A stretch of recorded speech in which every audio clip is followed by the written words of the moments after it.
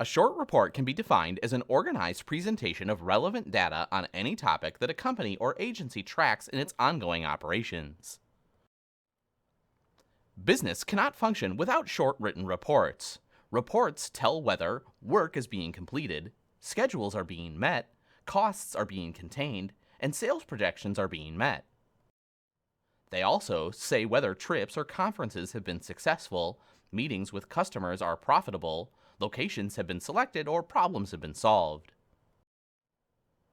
To give you some sense of the types of topics that you'll be required to write about, here's a list of various types of short reports common in the business world. They include periodic, sales, progress, performance, travel, test, and incident reports.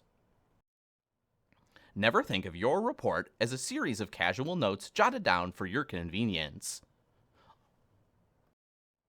A business report is especially concerned with business activities, covers the company's situation, business trend, and financial activities. Anticipate how an audience will use your report.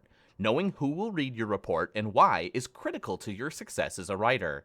Readers will want to know what the reason is for the report and how you found your information.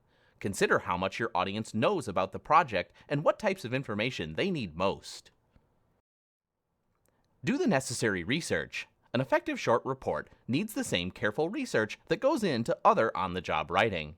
Your research may be as simple as messaging, tweeting, emailing, or leaving a voicemail for a colleague or checking on a piece of equipment.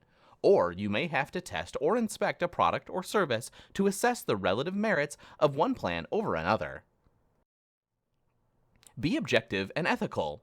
Your readers will expect you to report the facts objectively and impartially. Locations, costs, sales, conditions, accounts, observations, statistics, measurements, and descriptions. Your reports should be truthful, accurate, and complete. Organize carefully. Organizing a short report effectively means including the right amount of information in the most appropriate places for your audience. Purpose. Always begin by telling readers why you're writing, your purpose, and by alerting them to what you will discuss and why it's significant. You may have to refer to their giving you authorization to do the report. Give your readers a summary of key events and details at the beginning to help them follow the remainder of your report quickly. Essential background information alerts readers to the importance of your report. When you establish the scope or limits of your report, you help readers zero in on specific times, costs, places, or problems. Findings. This should be the longest part of your report and contain the data, the results you've collected, facts about prices, personnel, equipment, events, locations, incidents, or tests. Gather the data from your research, site visits, interviews, or discussion with coworkers, employees, or clients. Conclusion. Your conclusion tells readers what your data means. It can summarize what has happened, a review of what actions were taken, or explain the outcome or results of a test, a visit, or a program. Be aware, though, that readers are skeptical and may ask why you didn't reach a different conclusion. Anticipate possible objections and explain why other conclusions were unworkable. Recommendations.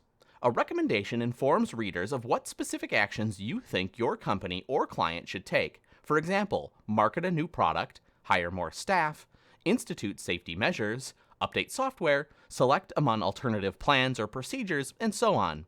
Recommendations must be based on the data you collected, the resources, like budget and schedule, that your company or department follows, and the conclusions you've reached.